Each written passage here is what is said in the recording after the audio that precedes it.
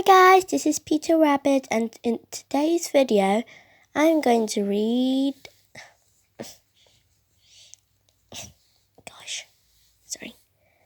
The Tale of Peter Rabbit by BEATRIX Potter. And yes, that is me, and that was me when I was still a naughty boy. Let's just flick some pages. Pause it. What? Pause it. Once upon a time, there were 4 little rabbits, and the names were Flopsy, Mopsy, and Cottontail, and Peter. They lived with their mother in the sandbank underneath the roots of a very big fir tree. Now, my dears, said old Mrs. Rabbit one morning, you may go into the fields or down the lane. Just don't go into Mr. McGregor's garden. Your father had an accident there.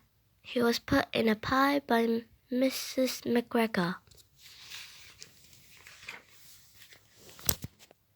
Now run along and don't get into mischief.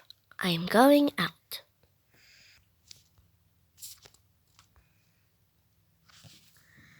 Then Mrs. Rabbit took a basket and her umbrella and went through the wood to the baker's. She bought a loaf of brown bread and 5 currant buns.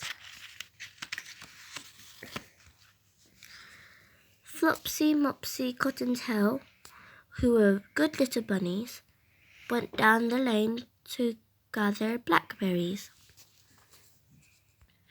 But Peter, who was very naughty, ran straight away to Mr. McGregor's garden and squeezed under the gate. First, he ate some lettuces and some French beans, and then he ate some radishes. And then, feeling rather sick, he went to look for some parsley. Mr. McGregor was on his hands and knees planting some young cabbages, but he jumped up and ran after Peter, waving, "Wait! So sorry, guys, I missed a page. Please forgive me." But round the end of a cucumber frame, whom should he meet but Mr. McGregor? Mr. McGregor was on his hands and knees planting out young cabbages, but he jumped out and ran after Peter, waving a rake and calling out, "Stop, thief!"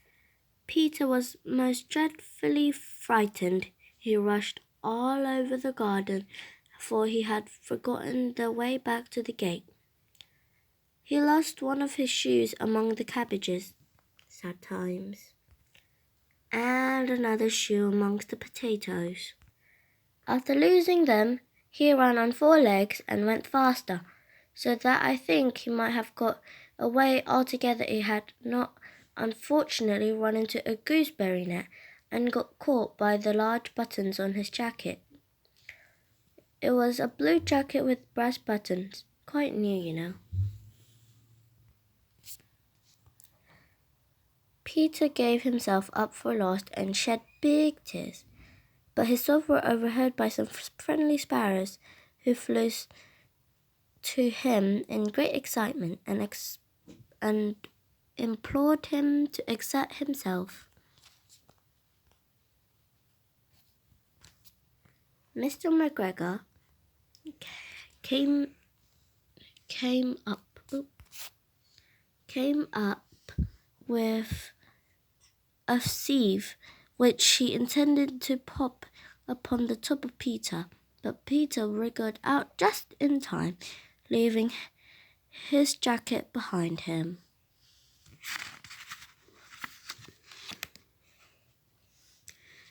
And rushed into the tool shed and jumped into a can.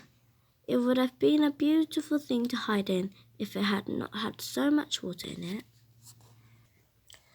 Mr. McGregor was quite sure that Peter was somewhere in the tool shed, perhaps hidden underneath a flower pot. He began to turn them over carefully, looking under each. Presently, Peter sneezed. Mr. McGregor was after him in no time, and tried to put his foot upon Peter, who jumped out of a window, upsetting 3 plants. The window was too small for Mr. McGregor, and he was tired of running after Peter. He went back to his work. Peter sat down to rest. He was out of breath and trembling with fright, and he had not the least idea which way to go. Also, he was very damp with sitting in that can. After a time, he began to wander about, going lippity-lippity, not very fast, and looking around. He found a door in the wall, but it was locked, and there was no room for a fat little rabbit to squeeze underneath.